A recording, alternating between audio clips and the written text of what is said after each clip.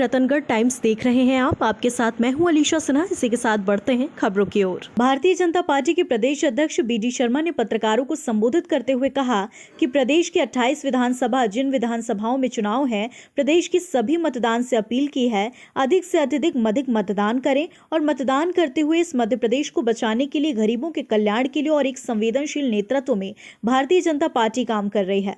Bharatiya Janata party के पक्ष में मतदान करके मध्य प्रदेश में नया इतिहास बनाएं। वहीं उन्होंने कांग्रेस पर निशाना साधते हुए कहा कि कांग्रेस हमेशा आदत रही है झूठ बोलने की। आज दुर्भाग्य है कि चुनाव से एक दिन पहले कांग्रेस के उन अपराधी तत्वों ने बदनावर के अंदर हमारे कार्यकर्ताओं पर हमला किया। ग्वालियर के अंदर हमारे प्रत्याशी प्रद्युमन सिंह तोमर के बेटे के ऊपर हमला किया। गुंडागर्दी करने का काम कांग्रेस के नेताओं ने किया। वहीं उन्होंने दिग्विजय सिंह पर निशाना साधते हुए कहा कि दिग्विजय सिंह यही करा सकते हैं।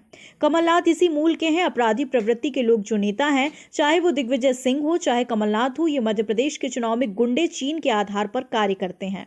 भोपाल बीजेपी प्रदेश अध्यक्ष बीडी शर्मा का बयान। एमपी के 28 विधानसभा चुनाव में जनता से अपील, ज्यादा से ज्यादा करें मतदान और बीजेपी को जीत दिलाएं।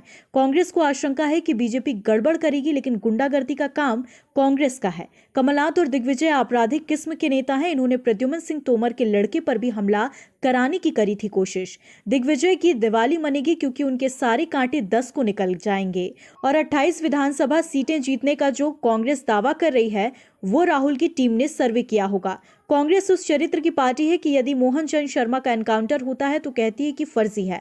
आरिफ मसूद ने आतंकवाद के समर्थन में भोपाल में प्रदर्शन किया तो उसके खिलाफ कांग्रेस ने क्या कार्रवाई की। रामेश्वर को धमकी देना कांग्रेस का गुंडिज्म है, जिसका जवाब 3 को जनता देगी। कुछ भी कर सकते हैं, गुंडिज्म है। मैंने कहा ना, भाजपा के कार्यकर्ताओं पर आज 2 जगह प्राणघातक हमले हुए।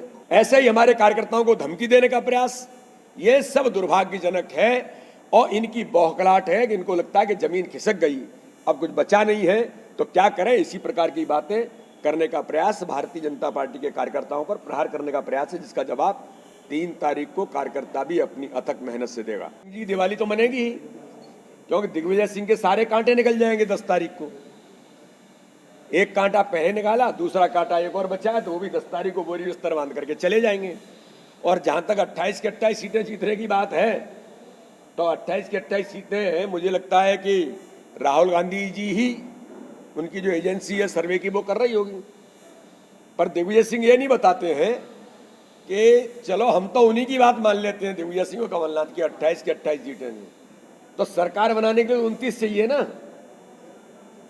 तो एक क्या राहुल गांधी जी बोनस में छोड़ के जाएंगे आपको, जिसके आधार पर आप सरकार बनाएंगे? सरकार भाजपा की है, भाजपा की सरकार रहेगी।